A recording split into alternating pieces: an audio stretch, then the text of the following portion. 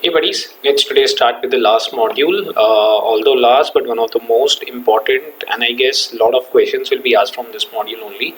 So we need to prepare it well so that we can score as much marks as we can, right? Let's start it right away. The topic we are going to start today, 11.1, is all about process, benefits, types, and data analysis, right? Okay, so just before we start, we need to understand what exactly is data analytics. Okay, we have done this before, but we'll just reiterate this. Data analytics is the process of analyzing raw data to find trends and answer questions, right? So what is it? It is basically a process of what? Analyzing raw data. We collect raw data, right? So we basically analyze the raw data for what? For finding the trends, as in what is the in thing, or what is the thing which is very popular nowadays, right? So basically data analytics will help you to analyze raw data to find the trends and basically to answer the questions, right? It helps in identifying patterns in raw data. So it will help you to tell what kind of pattern is there in the raw data and helps in extracting useful information from them. So eventual purpose of it is that you need to extract information which can help you in decision making, right? So what exactly is data analytics? It is basically a process of analyzing raw data to find trends, right, and to answer questions, and it will help you to identify patterns in raw data, right? You identify the raw data to find what trends and answer question. It helps in identifying patterns in raw data, and it helps you to extract useful information from them, right? Okay, data analytics procedures and methodologies uses applications. What kind of applications they use? They use something called as machine learning, right? Simulations and automated systems. Machine learning is nothing but as good as whatever machine can interpret. If you feed in some data into computer, it will have its own interpretation. So that's what is machine learning. Simulation, the best example can be that of if you're learning any kind of driving or pilots, especially when they learn flying, there's something called as a simulator. Simulator means ditto as the original, right? It looks very much like the original. So basically it can simulate things, and there is a system of automated system. So data analytics procedures and methodologies uses applications. What kind of applications they use? Machine learning, simulations, and automated system. They eventually process unstructured data, right? It's as good as processing a raw data. So that's what you call as an unstructured data, right? These data are used by the firms to understand their customers. So exactly the data that you collect and you just feed into data analytics systems. What are they used for? It is used by the firms to what? To understand their customers, analyze promotional activities. If you need to sell a product, then obviously you got to promote it. So data analytics can play a vital role in that. Develop various strategies. It can help you to develop strategies for sales, for marketing, and various ways to develop the product also. Rather, we can say if you want to bring in some new innovation in the product, then data analytics can play a very healthy role and create new products, right? So that's the core purpose of using data analytics in a firm. So these data are used by the firms to understand their customers, what is their need, analyze promotional activities, develop various strategies, and create new products. It enables businesses to boost market efficiency and increase profits. So basically, whatever businesses is there, how does data analytics can actually help you? It can help you your efficiency in the market, and eventually that would lead to what? Increase in profits. So that's what is data analytics all about. Okay. Now next topic we will talk about the process of data analytics, right? What exactly is the process of data analytics? There are certain steps involved in it.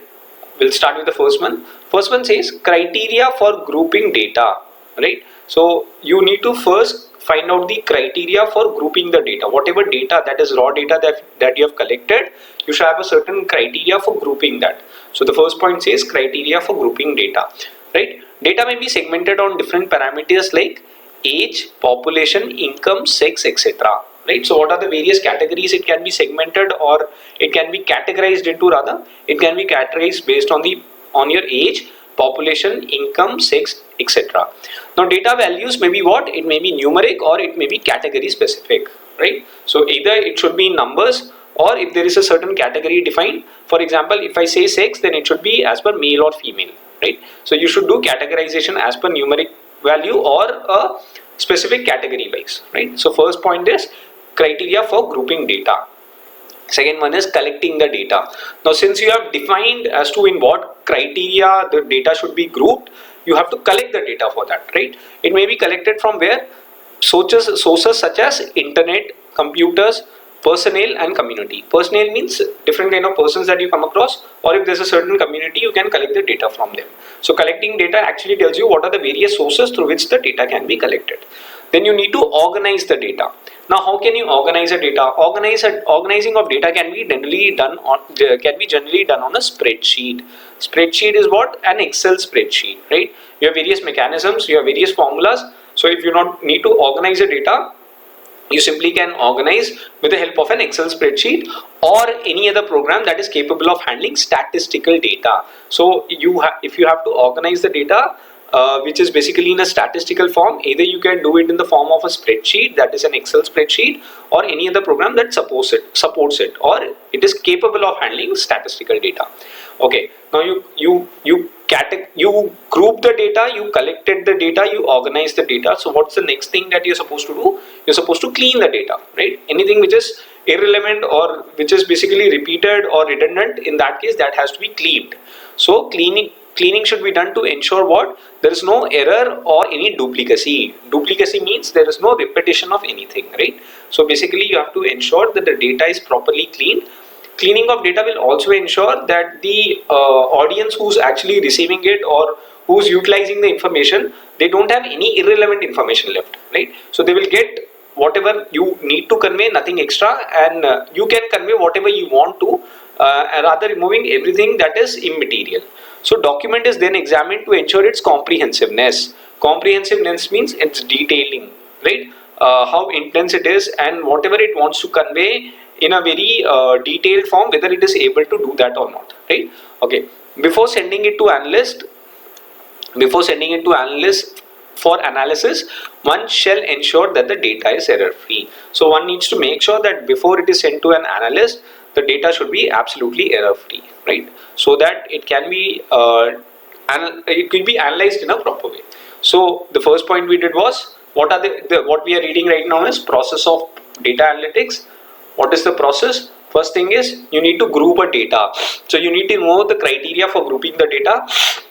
And this grouping can be done on what? On various parameters like age, population, income, sex, etc. Then you collect the data. Data can be collected through various sources like internet, computers, personnel and community. Then you need to organize the data. Need to remember the keyword, that is spreadsheet, or basically you can use any other program that is capable of handling statistical data. Finally, you clean the data. Cleaning the data simply means that there should be no error or duplicacy. Document should be examined for its comprehensiveness, and before sending it to the analyst, you should make sure that data is error free. Right. Finally, we move on to the last point. This talks about adopt the right type of data analytics process. Right. So basically, there are 4 types of data analytic process. One is called as descriptive, one is called diagnostic, one is called predictive, and one is called prescriptive. I'm not discussing about this in detail here. We will be doing this in 11.3. But this is a part of the process, hence you should know, right? So the 5th point talks about the right type of data analytics process. There are basically 4 types, 2 Ds and 2 Ps, right? So 2 Ds are what? Descriptive and diagnostics, and 2 Ps are predictive and prescriptive, right? Okay, we'll just quickly revise this. What are the processes? First one is criteria for grouping the data. Second one is collecting the data. Third one is organizing the data. Fourth one is cleaning the data. And finally, you need to adopt the right type of data analytics process. This is basically 2D and 2P. D stands for descriptive and diagnostics, whereas P's stand for predictive and prescriptive, right? Okay, now we need to know what are the benefits of data analytics, right? First of all, it can help you in what? Since the data is collected, it is organized, it is clean, it is given to analyst. What does analyst actually do?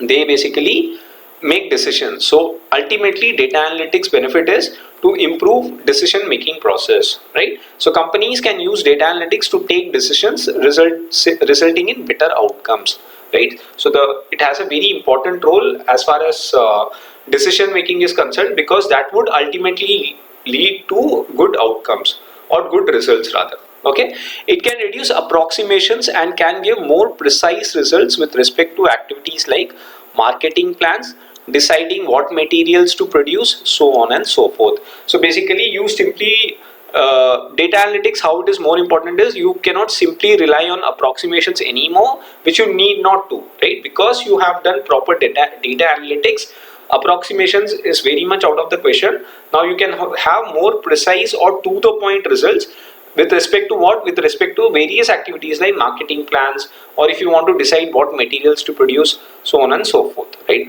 Advanced data analytics technologies can help to gather and analyze new data to understand changing circumstances. So advanced data analytics, what it can do, it can have various technologies for what? For gathering or collecting and analyzing new data to understand changing circumstances. So whatever the trend is there that we discussed earlier, hence that those trends can be identified and questions can be answered based on them, and in that case data analytics can be a very useful tool for you, right? Okay, secondly, what it does, or what is the benefit of data analytics, it basically can increase in efficiency of operations, right? If you apply more of data analytics, it basically can improve the efficiency of your operations, right? Data analytics simply help firms to streamline processes. What do you mean by streamline? Streamline simply means to organize, or rather to work in a very orderly manner. So that is basically streamlining a process. First, it can streamline the process. So if task A is to be done by so and so, task B is to be done by so and so, that data analytics can make sure that it delegates the work accordingly. So that is streamlining the process. Then it can also help you to conserve resources. Since you have done everything based on data analytics, and it gives you more of precise results than approximation, so you can make sure that none of your resources are being wasted. So that will help you eventually to conserve resources. And lastly, it can help you to increase profitability. So basically data analytics can help you in increasing the efficiency of operations. It can help you to streamline processes, conserve resources, and increase profitability. And finally, it can help you, or it would improve service to stakeholders.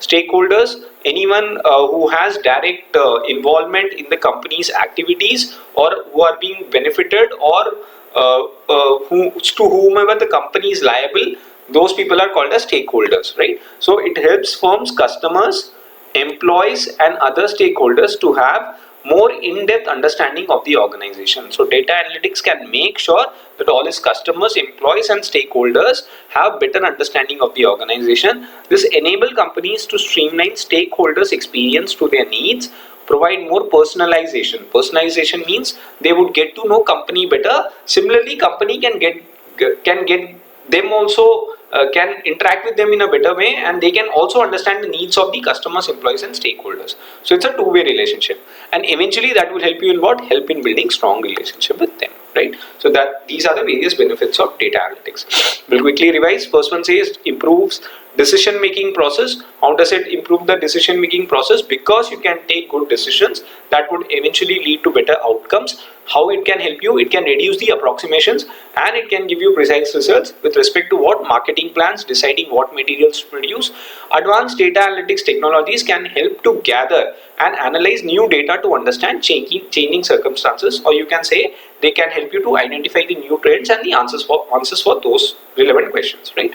Okay, it can help you in increasing the efficiency of operations.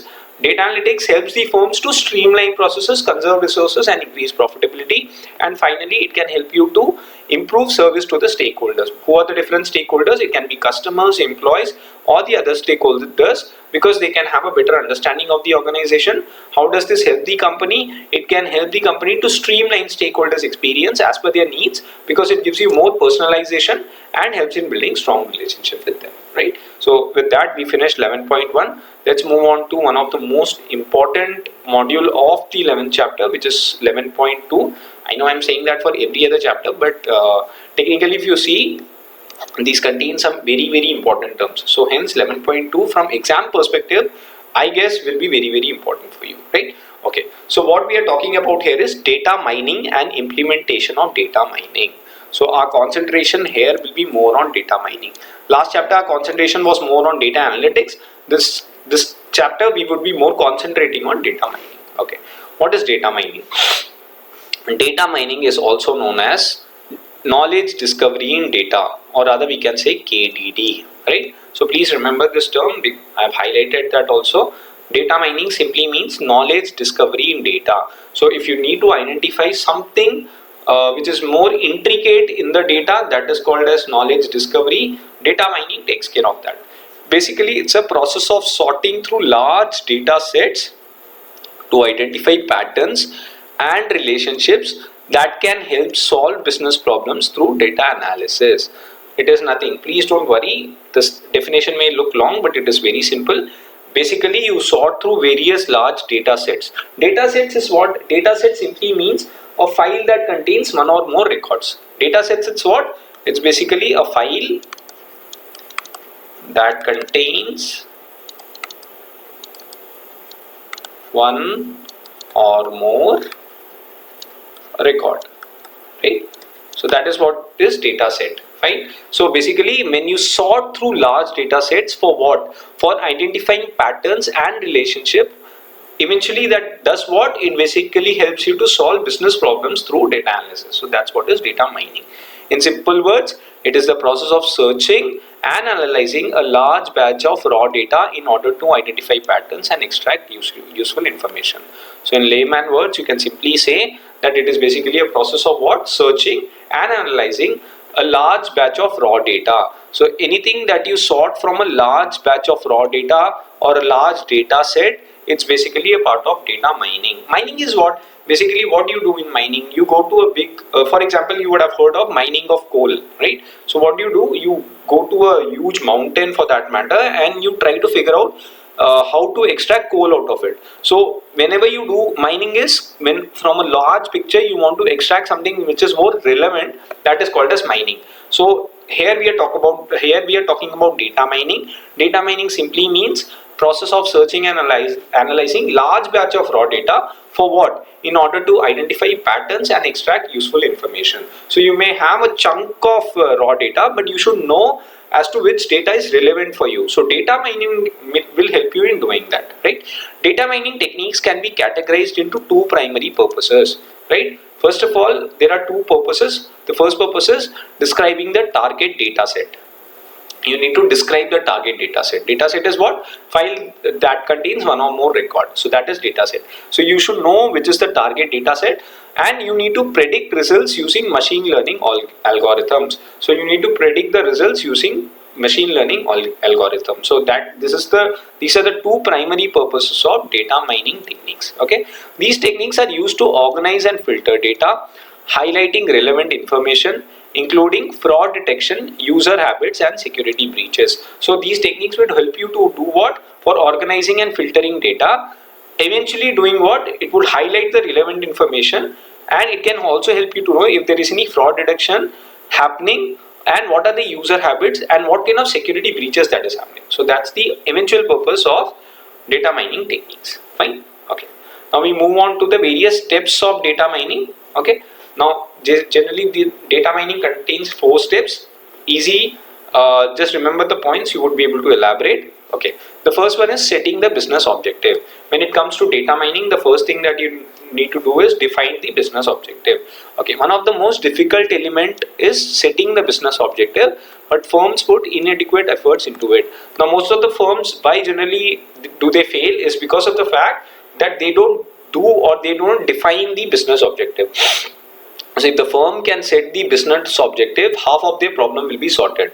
That's why it says that it is one of the most difficult tasks, but the firms generally don't put in so much of efforts into it, right? Okay, data scientists and stakeholders shall identify the business challenges, right? They should know what businesses are, what are the businesses, what challenges the businesses are actually facing, to know the data queries and parameters for a specific project. So if you undertake a project, the challenges that they can have, they would be able to know what are the various queries or the parameters for a specific project. Further research shall be done by analysts to comprehend the company's environment.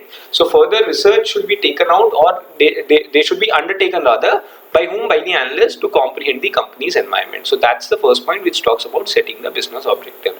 Okay, second one talks about preparation of data. Okay, once a problem is identified, it is easier for data scientists to figure out what data is to be collected for answering crucial questions. Very obvious. If you collect the right data, you would know as to if you identify the right problem, you would know eventually what data is to be collected for answering the questions that are to be immediately or urgently answered, right? So that's the purpose of preparation of data. After the collection of data, cleaning of data shall be done. That we already know, we have already discussed in the last chapter itself. So once the data is collected, it should be cleaned by how? By eliminating the noise. Noise generally means something which is immaterial, something which can create a hype but which doesn't have a lot of impact on it, right? Simple example of noise can be that of a share price, right? For example, you would see that the share price during a bear market would be falling like anything, right? So there may be a Russia-Ukraine war and the share prices will be going down significantly, but the fundamentals of the company may not have changed because there is a noise in the market and that has impacted the share price. So one should make sure that one should never take this unnecessary noise into consideration.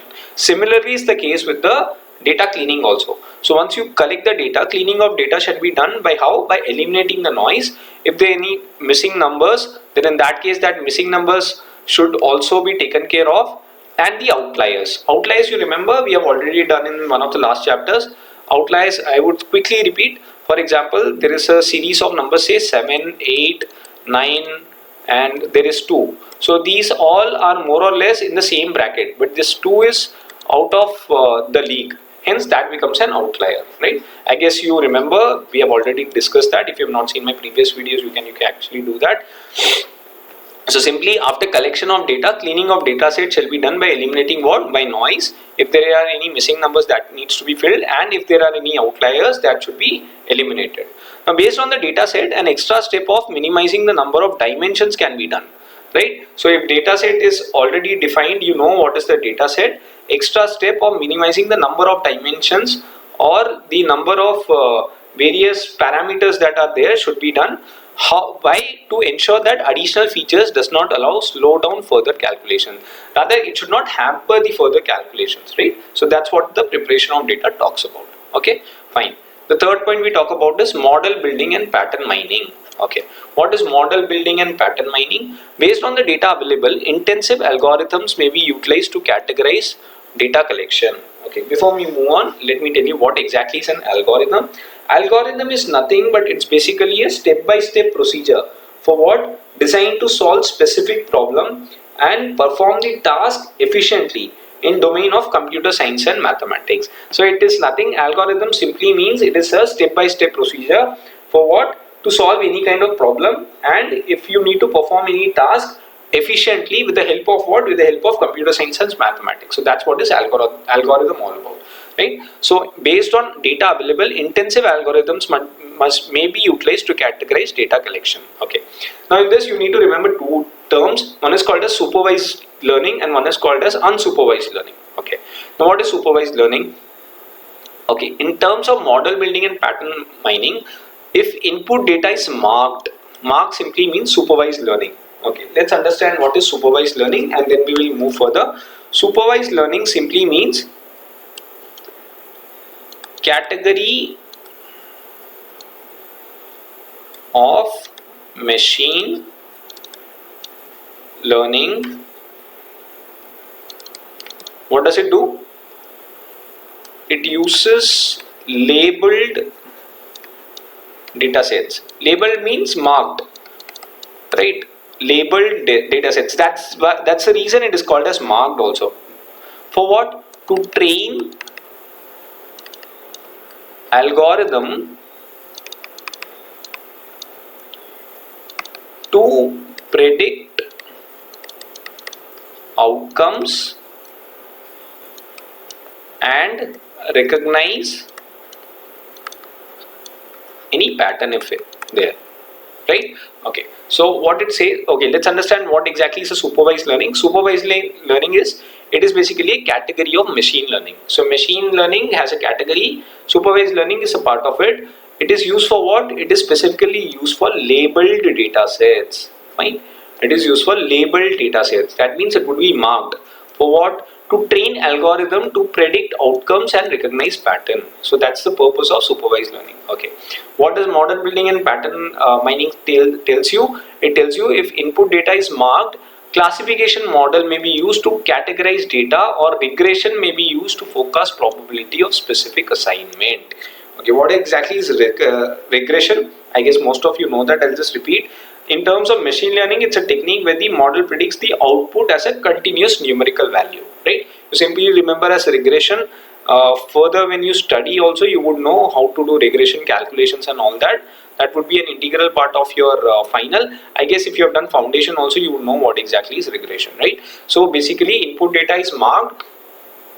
Mark means what? Supervised learning. Classification model may be used for what? For categorization of data, or regression may be used for what? For forecasting probability of a specific assignment, right? So that is what is supervised learning. Okay, then if it is unlabeled, then opposite of that, that becomes unsupervised learning.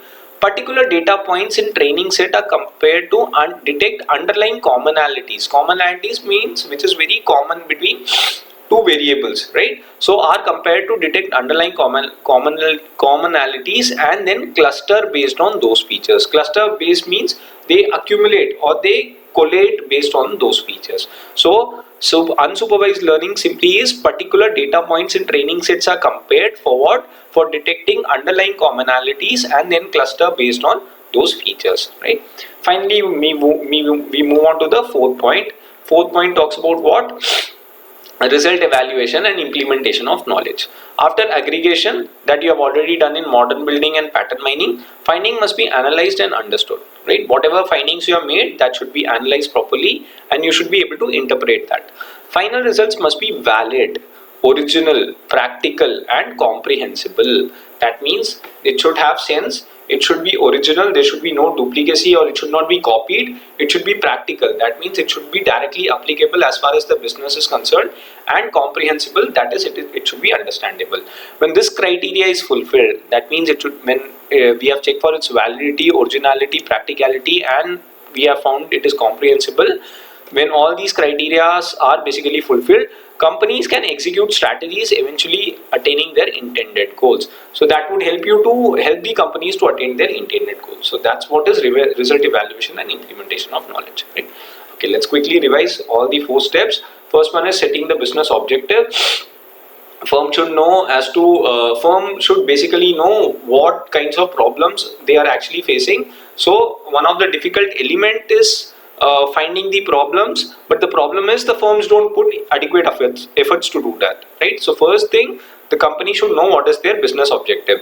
Data scientists and stakeholders shall identify the business challenge to know what are the data queries and parameters for specific project, right? If you're looking for a specific project or working on a specific project, you should know what are the queries that are pertaining to it and what are the various parameters for that. Further research shall be done by analysis to comprehend the company's environment. That is very, very important. Second thing, what you do is you do preparation of data. Once you identify the problem, data scientists, it is easier to figure out what kind of data is to be collected for any kind of answering the crucial question. After the collection of data, cleaning of data must be done by eliminating their noise. There should be no noise, missing numbers and the outliers. Based on the data set, an extra step of minimizing the number of dimensions can be done so as to ensure that additional features doesn't slow down the further calculations. So you should make sure that if there are any additional dimensions, that should be eradicated or removed, just to make sure that whatever calculations that you are doing, that doesn't hamper the data preparation. Then you talk about model building and pattern mining. 2 things you need to remember. Based on data available, intensive algorithm may be categorized on 2 criteria. One is supervised learning and unsupervised learning. Supervised learning simply is category of machine learning, uses labeled data sets to train algorithm for what? For predicting outcomes and recognizing pattern. Unsupervised becomes not using the labeled data sets. Now what does a supervised learning do? Classify model may be used to categorize data, or regression may be used to focus probability of specific assignment. Regression simply means machine learning technique where the model predicts the output as a continuous numerical value. right? Whereas in case of unlabeled, what you do, particular data points in training set are compared to detect underlying commonalities and then cluster based on those features. Finally, you do result evaluation and implementation knowledge. After aggregation, finding must be analyzed and understood. Final results must be valid, original, practical and comprehensible. Once all these criteria are being fulfilled, companies can execute strategies, eventually attaining their intended goals, right?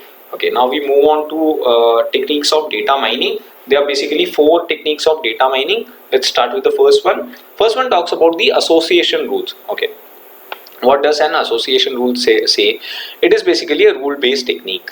Okay, what is the rule? Discover association between variables within a data set. So you need to identify the association between variables within a data set. Okay, commonly used for what? They are used for market-based analysis. Helps business to establish linkages between various items. So the variables that we are talking about, it would help you to understand what is the relationship between all of them. So that's what is association. Association, the meaning, same thing is applicable here, right? Only thing is you do in terms of data mining, right? So if you understand what is an association, you would be able to elaborate it easily. Client consumption pattern can also be known through this technique, eventually helping in more effective cross-selling tactics. So once you know what client is basically consuming or the way they consume, that would help you to know what are the different products that are that you can concentrate to sell to such clients. So that's what is cross-selling tactic, right? I'll repeat that once again. What exactly is association rule? It's basically a rule-based technique. What is the rule? Discover association between variables within a data set. Please remember, association between what? Between variables within a data set. What it is commonly used for? What it is commonly used for? Market-based analysis. It helps business to establish linkages between, sorry for the spelling of between, various items. Client consumption pattern can also be known through this technique, eventually helping in more effective cross-selling techniques, right? Okay, then you come to something called as neural networks. Neural simply means nodes or other nerves of a human brain. Please keep that in mind. You would be able to understand this easily. It is basically used for deep learning algorithms, right? If you need to go into deep or the depth of an algorithm, in that case, neural networks can be a very handy tool.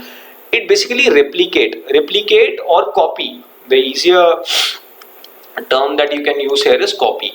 So when you copy the interconnection of human brain through layers of nodes to process training data, the way human brain is made, same is the pattern that is being followed by neural network. So neural network, basically what it would do is, it would replicate the interconnection of human brain through layers of nodes to process training data, through layers of nodes to process training data.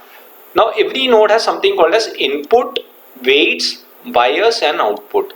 Please remember this. I would rather mark this.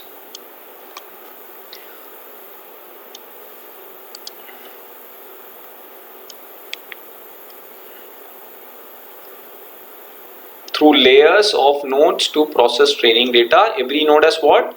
It has something called as inputs, weights, a bias and an output, right?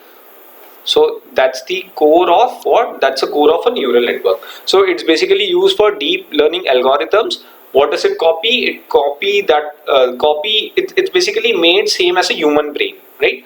Through layers of nodes to process training data. Every node has 4 aspects. One is input, weights, bias and an output. Okay, if output exceeds predetermined threshold, node fires. Node fires means it responds immediately, right? So basically, if output exceeds predetermined threshold, there's a certain threshold. Threshold means a base. If it exceeds that base, in that case, node fires. Rather, it moves and forwards data to the subsequent layer, right? For example, if there is an input layer, right? You can see this photograph, this picture. You would be able to understand it in a better way. And the output here rather exceeds, right? In this entire picture, if the output exceeds what? Exceeds the predetermined threshold, right? For example, there is a threshold created over here. If this output layer basically exceed that, what would it do is the node would fire, and whatever data is there, it would rather push it to the subsequent layer, right? So if there is any layer 2 and the output has exceeded the predetermined threshold, then it would automatically enter the layer 2 arena, right? So that's what is neural network. There is a concept of something called as cost function in neural network. Okay, What is cost function? Cost function is nothing but it simply indicates that when it is 0 or close to 0, that is the neural network is 0 or close to 0, there is a high possibility that model may produce correct answer. So ideally, if a neural network is close to 0 or close to 0, the model may actually give you the correct or the accurate answer. So that's what is neural network all about. I'll just repeat it quickly. It is basically used for deep learning algorithm. Since it says neural, it has to replicate what? It should replicate a human brain through what? Through layers of nodes to process training data. Okay, every node has 4 things. One is input, weights, bias and output. If output exceeds predetermined threshold, node fires and forwards data to subsequent layer. There is a concept of cost function in neural network. What does cost function in neural network say? Simply indicates that when it is 0 or close to 0, there is a high possibility or probability that the model may produce correct answer, right? Okay, then we move on to something called a decision tree. Out of all these 4, this is the easiest one. Decision tree simply means it uses classification or regression algorithms. Regression I've already discussed. I'll repeat that once again. It's basically a machine learning technique where the model predicts the output as continuous numerical value, right? So it uses classification or regression algorithm. This methodology predicts likely outcomes based on a collection of decisions, right? So basically outcomes are determined or outcomes is predicted based on the collection of decisions. If employs tree like if employs I'm sorry, it's not if, it employs or rather it allocates tree like representation to depict the potential results of above taken actions. This example can make you help it understand better. For example, the salary of an individual is say between $50,000 to $80,000, right? Okay, now my question is whether I should join this job or not. Okay, so the first question will be whether my office is near to home or not. If it is near to home, rather I would select. If not, then I'll decline the offer. Then the next thing is I'll ask the company whether they provide me a cab facility. If they do, then it is a yes. Otherwise, I won't join the company. Finally, keeping these 2 criteria in mind, if both of them is yes, then I accept the offer. If any of the criteria is rather breached, then no is my answer. So that's what is a decision tree. So basically you can see there's a lot of criteria. If all the criteria are being fulfilled, on the basis of that my decisions would be taken as affirmative. If not, then I would be rejecting the offer. So it uses classification or regression algorithms. This methodology predicts likely outcome based on a collection of decisions. So you see here is a decision, here is a decision. So that is basically a collection of decisions. It employs tree like representation. You can see it's basically in a tree formation for what? To depict the potential results of the above taken actions. So that's what is decision tree. Okay, then we come to something called as k nearest neighbor.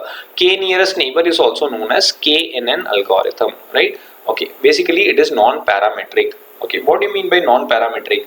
Non-parametric simply means not based on any mathematical model, right? So it doesn't follow any kind of mathematical model, right? Basically it learns data from itself, right? It doesn't follow any kind of mathematical model. It basically learns data from itself, right? So k nearest neighbor is basically known as a KNN algorithm. It's basically non-parametric. Non-parametric simply means it is not based on any mathematical model. It learns the data from the system itself. It is a supervised learning. Supervised learning, labeled one, we have already discussed. Classifier that uses proximity to make predictions about grouping of an individual data point. Proximity, closeness or very near to something, right? That is proximity.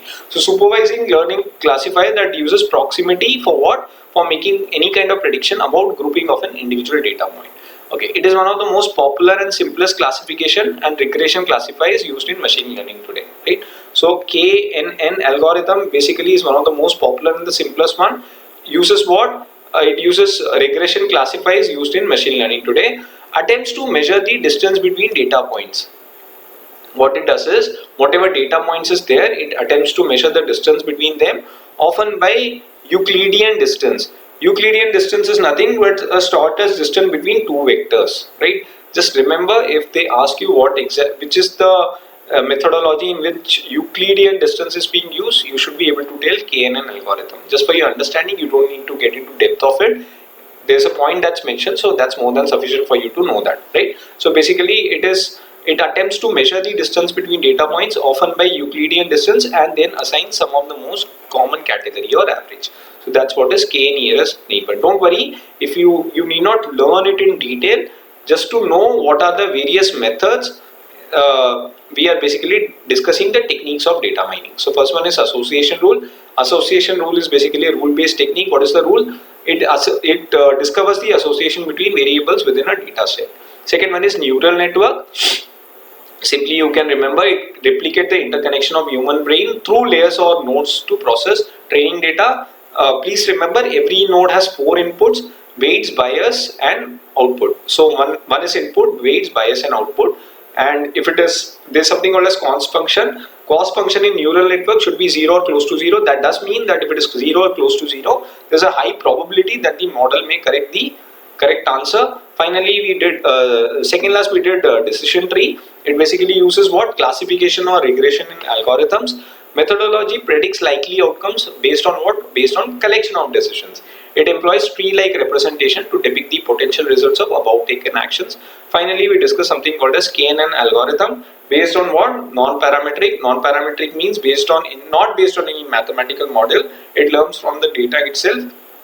It follows supervised learning classifier that use proximity to make prediction about grouping of an individual data point.